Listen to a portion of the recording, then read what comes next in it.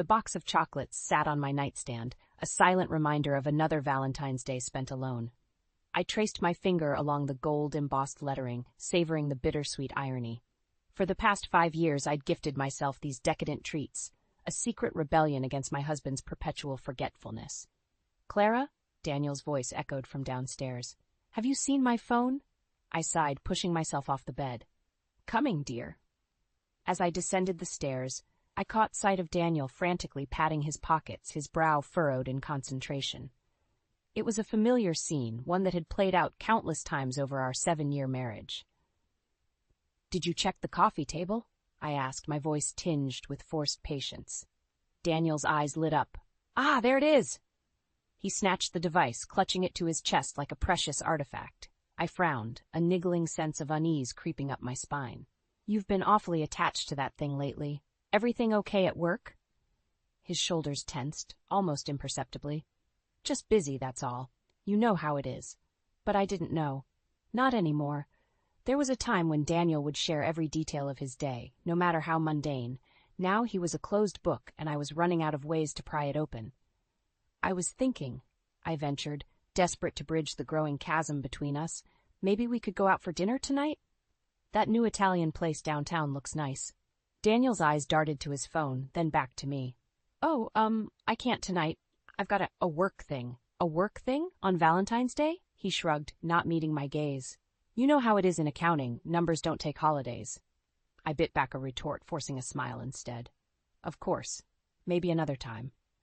As Daniel hurried out the door, I couldn't shake the feeling that something was terribly wrong. I'd spent years convincing myself that his forgetfulness and emotional distance were just quirks, part of the package I'd signed up for when I said I do. But now, watching him cradle that phone like a lifeline, I wondered if I'd been fooling myself all along. My phone buzzed, startling me out of my reverie. It was a text from my best friend, Maggie. "Happy V-Day, Han. How's Loverboy treating you?" I stared at the message, my thumb hovering over the keyboard. How could I explain the knot in my stomach, the growing certainty that my marriage was unraveling thread by thread? Instead, I typed, same old, you know Daniel." Maggie's response was immediate. "Girl, you deserve better than same old. Want to grab a drink later? I'll be your Valentine." I smiled, grateful for the offer. "Thanks, but I think I'll stay in. Romantic night with Netflix and my chocolates." "Suit yourself, but if you change your mind, I'm here." I set the phone down, my gaze drifting to the mantel where our wedding photo sat. We looked so happy, so in love. When had that changed? And more importantly, why hadn't I noticed? Determined to shake off my melancholy, I headed to the kitchen. If Daniel wouldn't celebrate with me, I'd make my own damn romantic dinner. I was elbow-deep in pasta dough when I heard it, the distinct ping of a text message. Wiping my hands, I reached for my phone, but it was silent. The sound had come from Daniel's phone, forgotten on the counter in his rush to leave. I shouldn't look. I knew I shouldn't. But as another ping echoed through the kitchen, my resolve crumbled. With trembling fingers, I picked up the device. The screen lit up, revealing a string of messages from someone named Audrey. My heart pounded as I read the words that would change everything. "Can't wait to see you tonight, baby. Happy 3-month anniversary." The phone slipped from my grasp, clattering to the floor. As I stood there surrounded by the remnants of my abandoned dinner plans, I realized that the life I thought I knew was nothing but a carefully constructed lie. And in that moment, as the weight of betrayal settled over me like a shroud, I made a decision. Daniel may have forgotten what day it was, but I wouldn't. This Valentine's Day would be one neither of us would ever forget. I couldn't sleep that night, my mind racing with questions and doubts.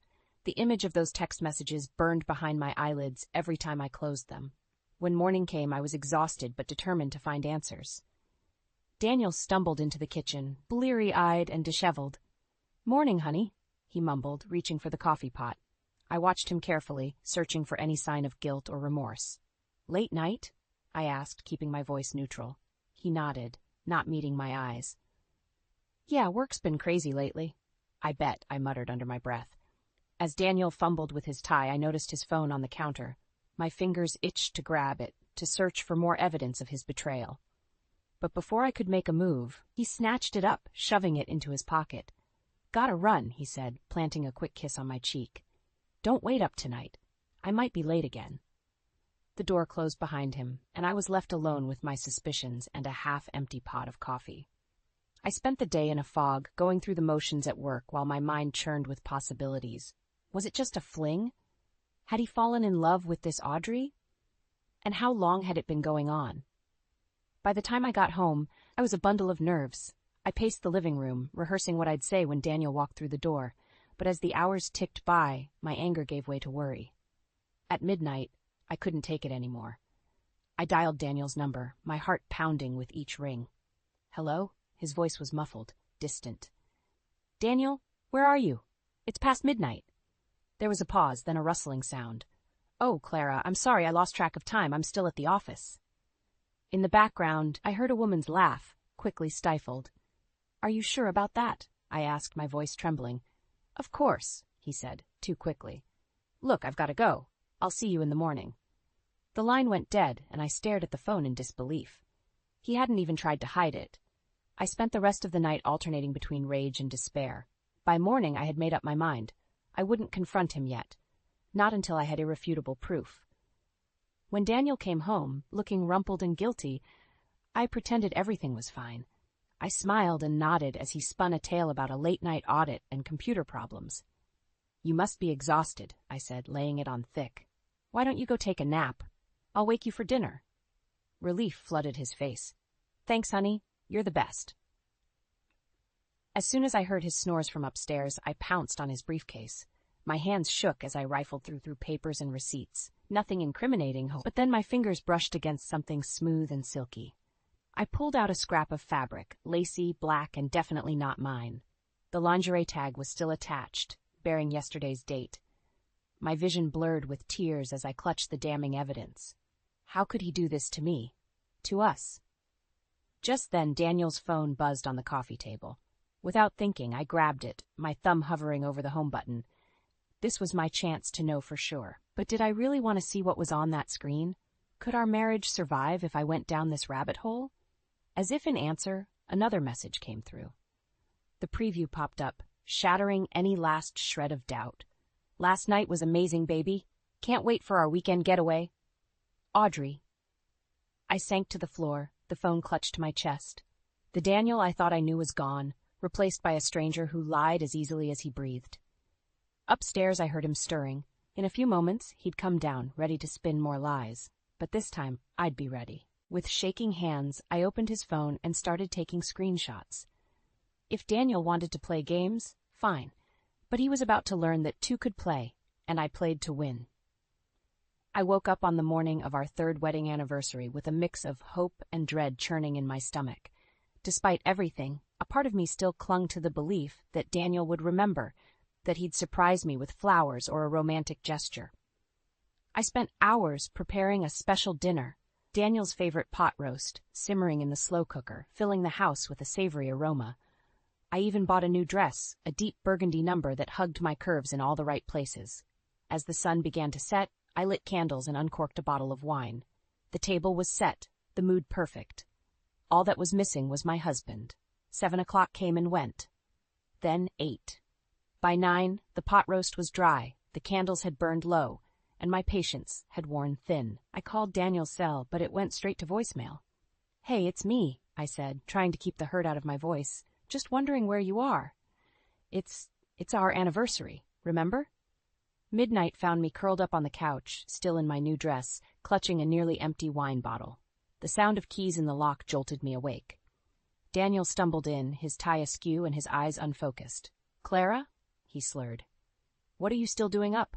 I stood, swaying slightly. What am I doing up? What are you doing coming home at midnight on our anniversary? He blinked, confusion clouding his features. Anniversary? That's not until... His voice trailed off as realization dawned. Oh, God, Clara, I'm so sorry. I completely forgot. Clearly, I spat, the hurt and anger of the past few weeks bubbling to the surface. Too busy with your work things, right? Daniel stepped closer, and that's when I smelled it.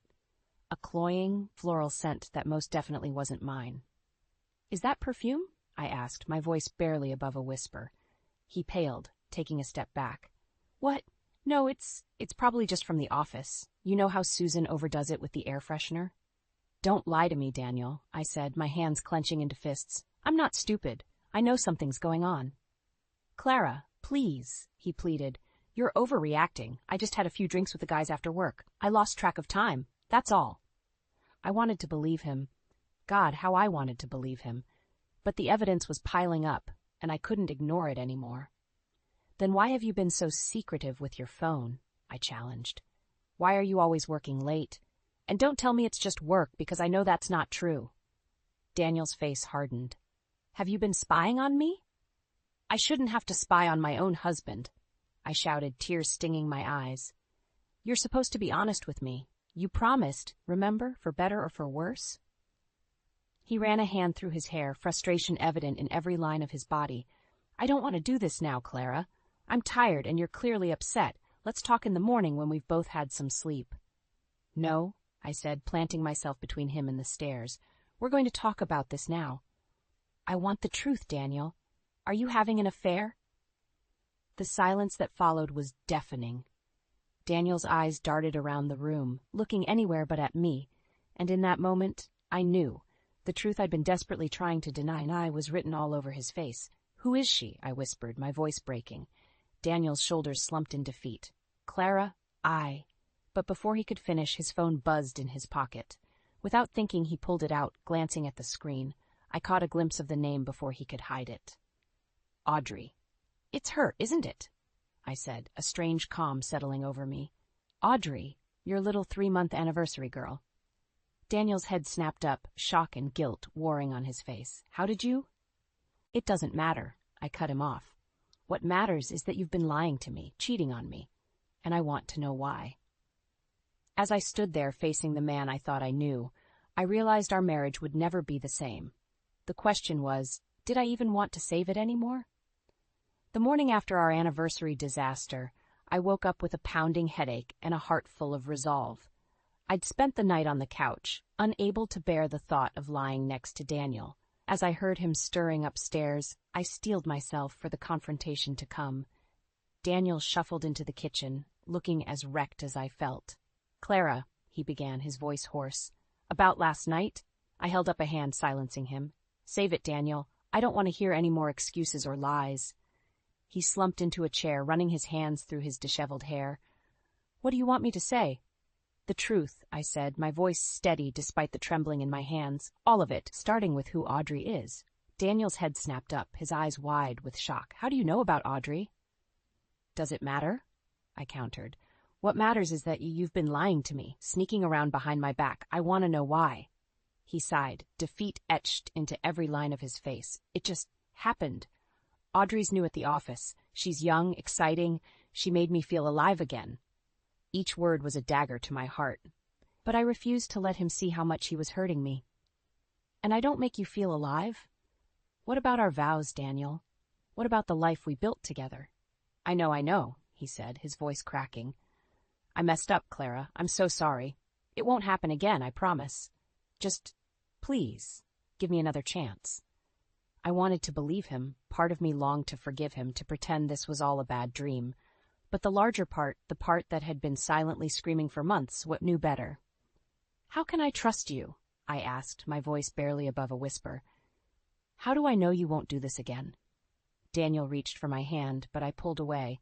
I'll do whatever it takes, he pleaded. Counseling, an open phone policy, anything. Just don't give up on us. I stood up, needing to put some distance between us. I need time to think, I said, and I need proof that you're serious about fixing this. He nodded eagerly. Of course, anything. What do you need? Your phone, Dad, I said, holding out my hand. I want to see everything. Daniel hesitated, his hand instinctively moving to his pocket. Clara, I don't think that's... If you have nothing to hide, then it shouldn't be a problem, I interrupted, my patience wearing thin. With visible reluctance, he handed over the device. My hands shook as I unlocked it, dreading what I might find.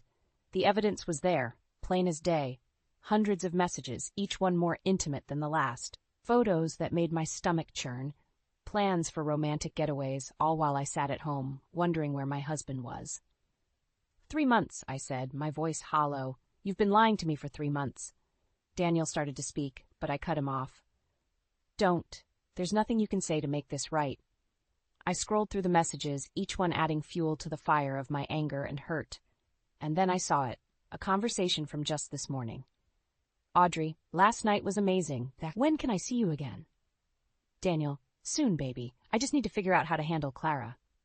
The phone slipped from my grasp, clattering to the floor. Daniel lunged for it, but I was faster. Handle me? I spat, fury coursing through my veins. Is that what I am to you now? A problem to be handled? Clara, please, Daniel begged. It's not what it looks like. I was going to end it with Audrey, I swear. But I was done listening to his lies. In that moment, I made a decision that would change everything. Get out, I said, my voice cold and firm. Pack a bag and get out of this house. I don't care where you go, but you can't stay here. Daniel's face crumpled. Clara, don't do this. We can work it out. I shook my head, a strange calm settling over me. No, Daniel, we can't. Not anymore. As I watched him trudge upstairs to pack, I realized this was just the beginning. The life I thought I knew was over, but a new chapter was about to begin, one where I would no longer be a victim of Daniel's lies and betrayal. The house felt eerily quiet after Daniel left. I wandered from room to room, my mind racing with questions and doubts. Had I made the right decision? Was this really the end of our marriage? I found myself in our bedroom, staring at the photos on the dresser.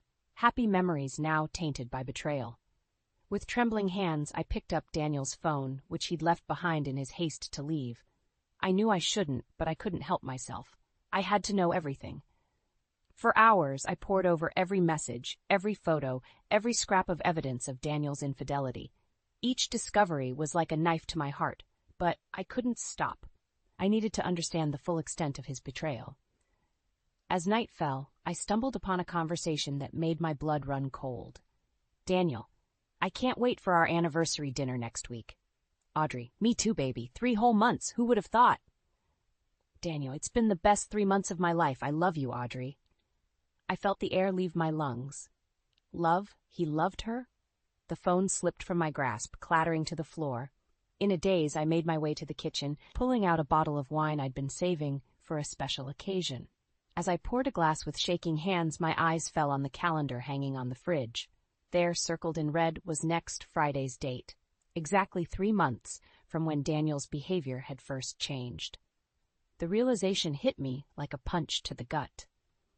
While I'd been planning our wedding anniversary dinner, Daniel had been planning a celebration of his affair.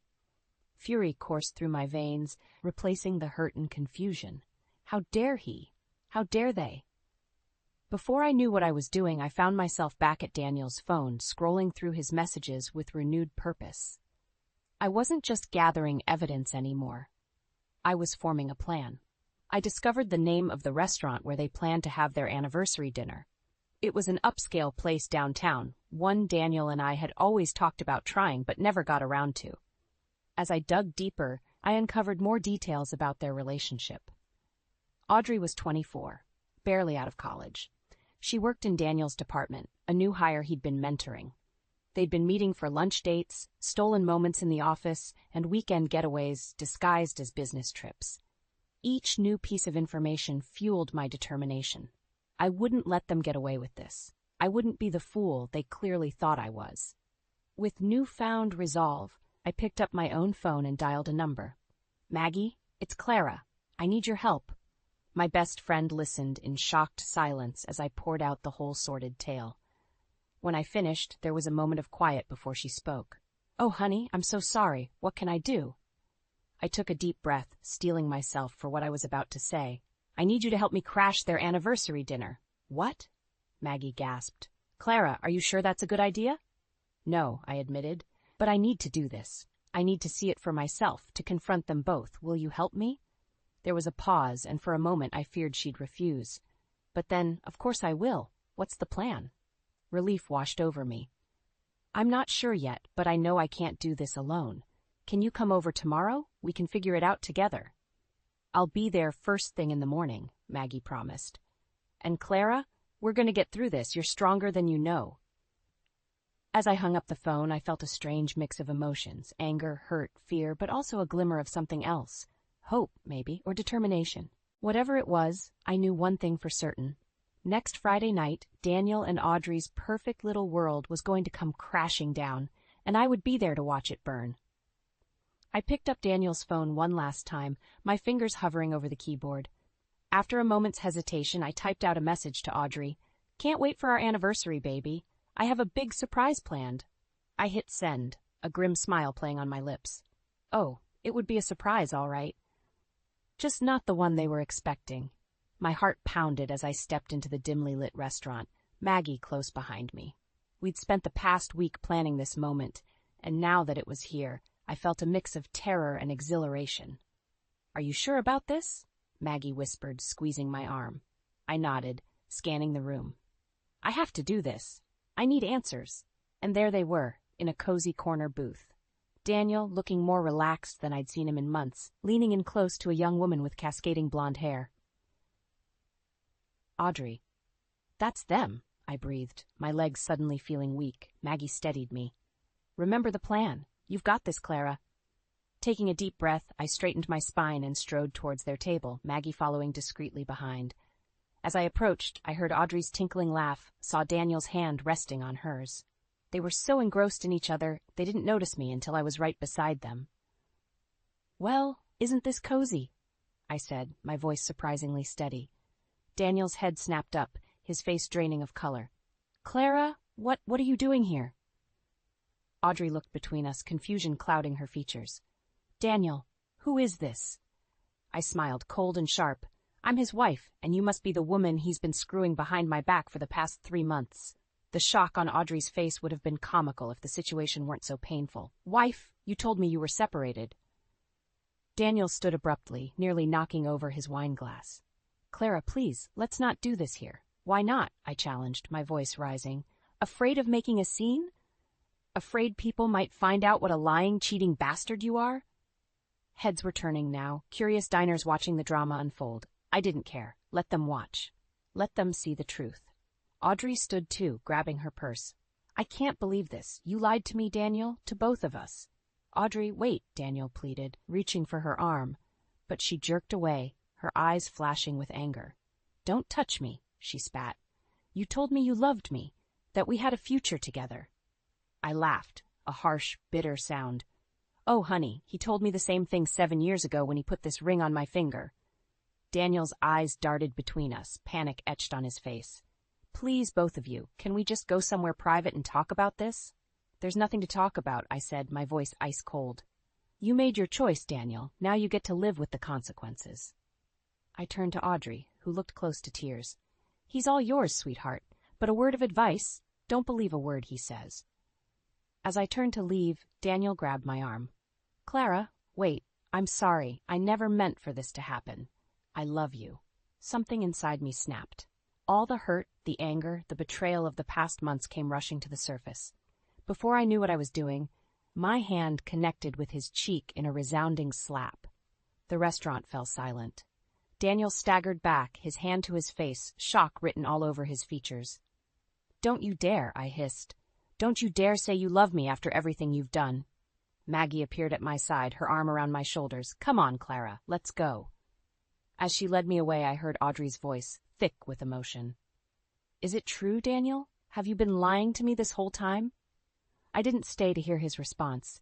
I'd heard enough lies to last a lifetime. Outside, the cool night air hit my face, and I finally let the tears fall. Maggie held me as I sobbed, my body shaking with the force of my grief. "It's over," I whispered. "It's really over." Maggie squeezed me tighter. "No, honey, it's not over. It's just beginning. You're free now." As we walked away from the restaurant, leaving behind the shattered remains of my marriage, I realized Maggie was right. This wasn't the end. It was a new beginning. And for the first time in months, I felt a glimmer of hope for the future. But first, I had one more thing to do. One final confrontation that would decide the course of the rest of my life. The morning after the restaurant confrontation, I woke to the sound of someone pounding on my front door. My head throbbed, a reminder of the bottle of wine I'd shared with Maggie after our dramatic exit. I stumbled downstairs, half expecting to see Daniel begging for forgiveness. Instead, I found Audrey on my doorstep, her eyes red-rimmed and her hair disheveled. "We need to talk," she said, pushing past me into the house. I closed the door, my mind racing. What's there to talk about? I think we both know the truth now. Audrey whirled to face me, her expression a mix of anger and desperation. Did you know? All this time, did you know about us? I shook my head, feeling a strange pity for this young woman who'd been just as deceived as I had. I only found out recently, but I suspect you didn't know about me either. She collapsed onto the couch, burying her face in her hands. He told me you were separated, that he was planning to leave you for me. The words hit me like a physical blow. I sank into the armchair across from her, my legs suddenly weak. He what?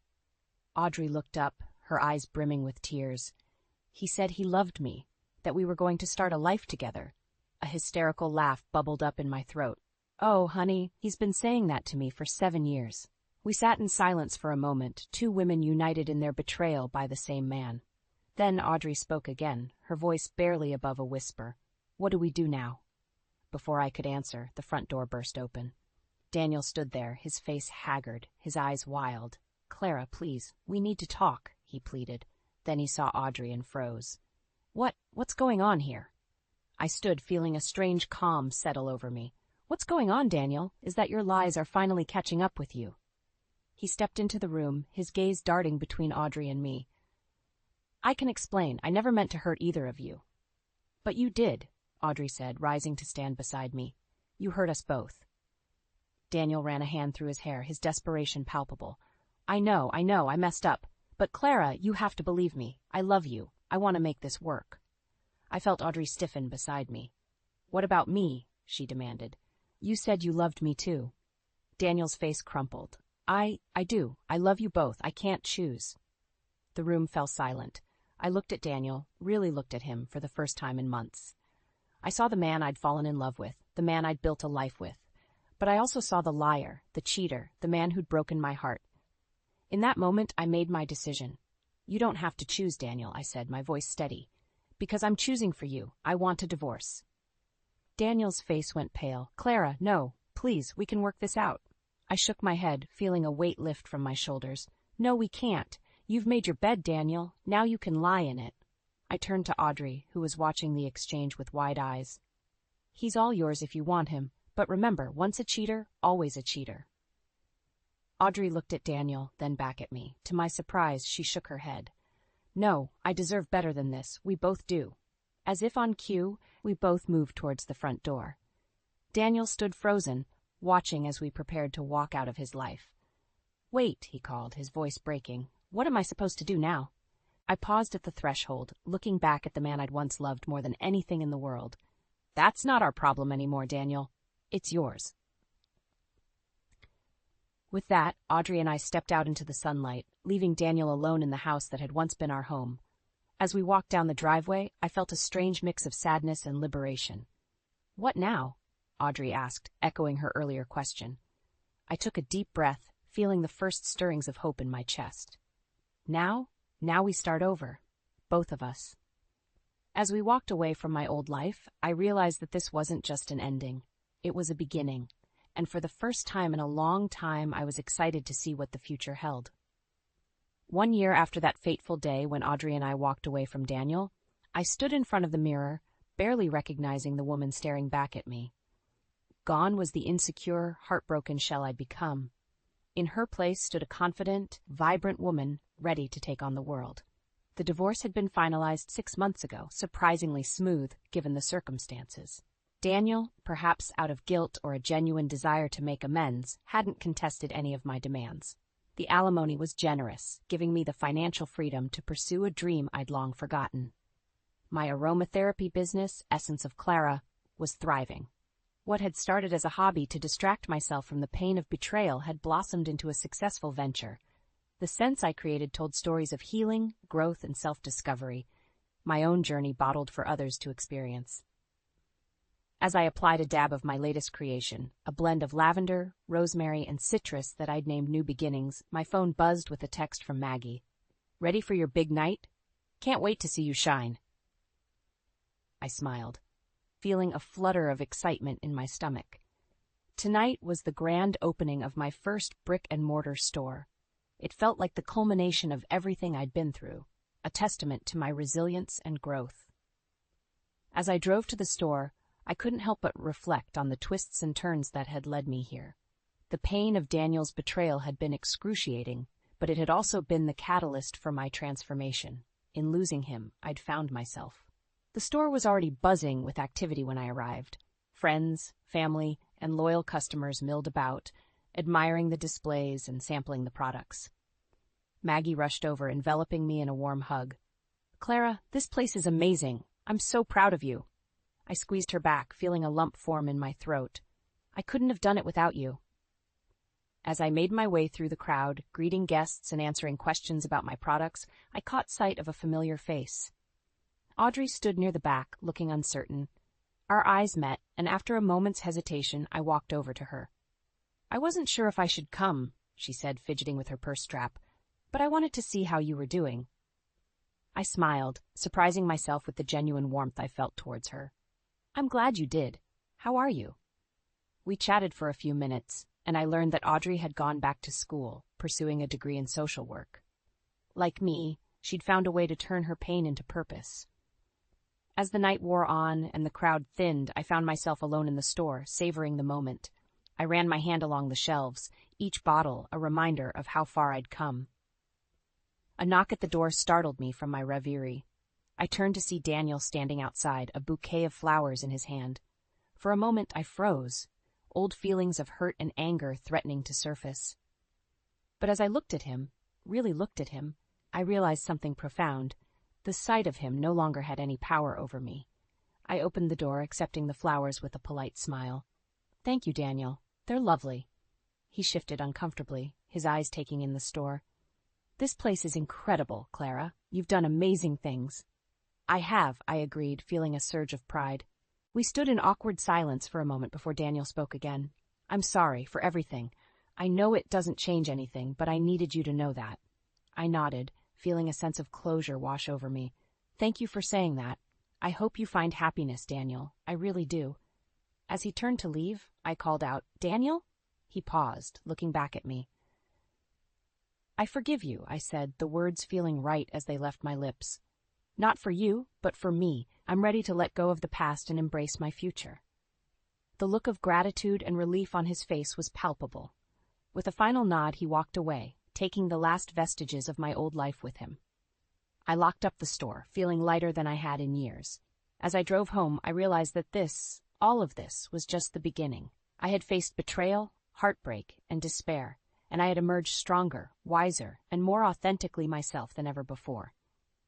Tomorrow, I would wake up and gift myself a box of those high-end chocolates, but this time they wouldn't be a consolation prize or a secret rebellion. They would be a celebration of my strength, my resilience, and the beautiful independent woman I had become. As I drifted off to sleep that night, I smiled, excited for the first time in years about what the future might hold. My story wasn't over. In many ways, it was just beginning. And I couldn't wait to see where it would take me next.